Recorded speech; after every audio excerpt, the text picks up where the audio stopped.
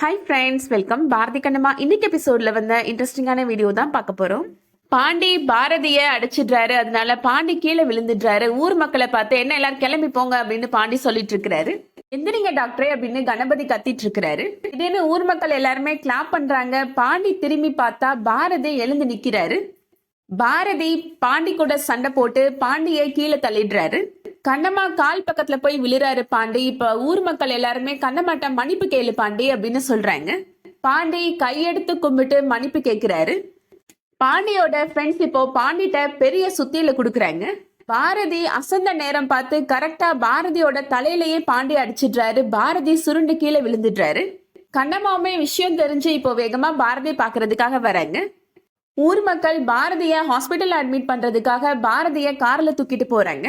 இதுக்கிடையில இப்போ சௌந்தர்யா வீட்டுல நடக்கிறத காமிக்கிறாங்க. சௌந்தர்யாவுக்கு திடீர்னு ஒரு மாதிரி மயக்கமா வருது. தண்ணி எடுத்து குடிக்கிறாங்க. கிளாஸ கீழே வைக்கிறப்ப அந்த கண்ணாடி கிளாஸ் கீழே விழுந்து உடைஞ்சிருது.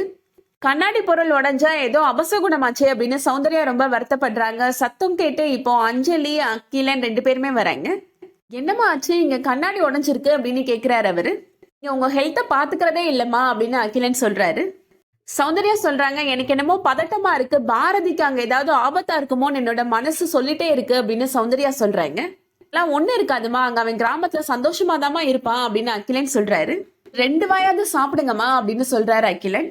சௌந்தர்யா சொல்றாங்க, நீங்க என்ன சொன்னாலும் பரவாயில்ல, நான் கிளம்பி போய் கிராமத்துல போய் என்னோட பிள்ளைய பார்க்க தான் போறேன் அப்படின்னு சொல்றாங்க. அங்கதான் எந்த வசதியும் இல்ல, அவனே கஷ்டப்பட்டுட்டு இருக்கிறேன் தானமா சொன்னா அப்படின்னு அகிலன் சொல்றாரு. என்னோட பிள்ளைய அவளை கஷ்டப்பட்டுட்டு இருக்கிறப்ப நான் மட்டும் இங்க பெரிய பங்களால ஏசி ரூம்ல சொகுசா இருக்கணுமா அப்படின்னு சொல்றாங்க சௌந்தர்யா. யார் என்ன சமாதானப்படுத்தினாலும் நான் கேட்க போறது கிடையாது. நான் பாரதிய பாக்குறதுக்கு ஊருக்கு போறேன், நீங்க என் கூட வரதா இருந்தா வாங்க, இல்லாட்டினா நான் மட்டும் போறேன் அப்படின்னு சொல்றாங்க சௌந்தர்யா. அடுத்ததா கணபதிட்ட டாக்டர் கேக்குறாரு, என்னாச்சு பாரதிக்கு அப்படின்னு கேக்குறாரு. கணபதி சொல்றாரு, இவருமே உங்களை மாதிரி சென்னையில ஒரு இதய டாக்டர் தான் அப்படின்னு சொல்றாரு. சொந்த வேலைக்காக இந்த கிராமத்துல கொஞ்ச நாள் தங்கிட்டு இருக்கிறாரு அப்படின்னு சொல்றாரு. தெரியாம மாடியில இருந்து கீழே விழுந்துட்டாரு, அதனால அவர் தலையில அடிபட்டுருச்சு டாக்டர் அப்படின்னு சொல்றாரு கணபதி. டாக்டர் இப்போ ட்ரீட்மெண்ட் கொடுக்கறதுக்காக பாரதியோட ரூமுக்கு போறாரு. சௌந்தர்யா மட்டும் இந்த விஷயத்த சொல்லிடலாம் அப்படின்னு சொல்லிட்டு கணபதி கால் பண்றாரு. அகிலன், அஞ்சலி, சௌந்தர்யா 3 பேருமே இப்போ கிராமத்துக்கு கிளம்பி வந்துட்டு இருக்காங்க. கணபதியோட போன் கால் வந்த உடனே சௌந்தர்யா அட்டன் பண்றாங்க. என்னாச்சு கணபதி, திடீர்னு கால் பண்ணிருக்கீங்க அப்படின்னு கேக்குறாங்க. கணபதி எதுவும் பேசாம ரொம்ப அழுறாரு. ஏன் கணபதி அழுறீங்க, என்னாச்சு சொல்லுங்க அப்படின்னு சௌந்தர்யா கேக்குறாங்க. அகிலன் இப்போ அந்த போனை வாங்கி ஸ்பீக்கர்ல போட்டு பேசுறாரு. அலாம என்ன நடந்துச்சுன்னு சொல்லுங்கண்ணே அப்படின்னு கேக்குறாரு அகிலன். கணபதி அந்த குஸ்தி போட்டியில வச்சு நடந்த விஷயங்களை பத்தி சொல்றாரு. ஏற்கனவே பாண்டிக்கும் பாரதி டாக்டருக்கும் விரோதம் இருந்துச்சு, அதனாலதான் அவன் இப்படி பண்ணிட்டான் அப்படின்னு சொல்றாரு. கேட்ட உடனே சௌந்தர்யா அழ ஆரம்பிச்சிடுறாங்க.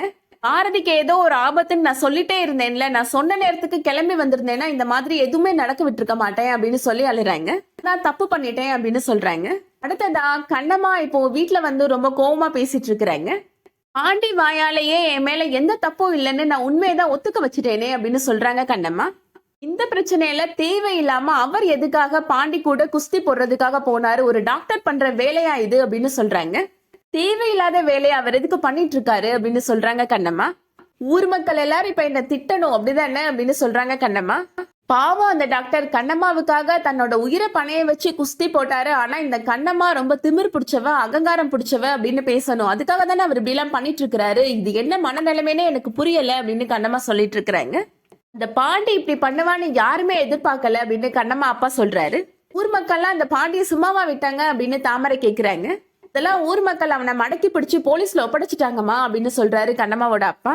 அவன் பண்ண அட்டகாசத்துக்கு அவனை 10-15 வருஷம் ஜெயில போடணும்பா அப்படின்னு சொல்றாங்க தாமரை. லட்சுமி இப்போ ரொம்ப அழுறாங்க. அப்பாவுக்கு இப்ப எப்படிமா இருக்கு அப்படின்னு கேட்டு அழுதுட்டு இருக்கிறாங்க. ஊர்க்காரர் ஒருத்தர் இப்போ கண்ணம்மா அப்பாட்ட வந்து சொல்றாரு, டாக்டர் ரொம்ப சீரியஸா இருக்குன்னு சொல்லிட்டு இருக்காங்களாம், காலையில ஆனாதான் எதுனாலும் சொல்ல முடியும்னு சொல்லிட்டாங்களாம் அப்படின்னு வந்து சொல்றாரு. கணபதி மட்டும்தான் இப்ப அங்க இருக்கிறாரு அப்படின்னு சொல்லிட்டு போறாரு.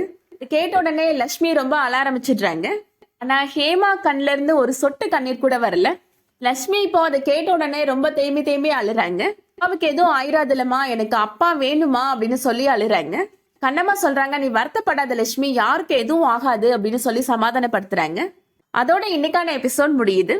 இந்த வீடியோ உங்களுக்கு பிடிச்சிருந்துச்சுன்னா லைக் பண்ணிக்கோங்க. ரெகுலர் சீரியல் அப்டேட்ஸ்க்கு நம்ம சேனலை சப்ஸ்கிரைப் பண்ணிக்கோங்க. தேங்க்ஸ் ஃபார் வாட்சிங்.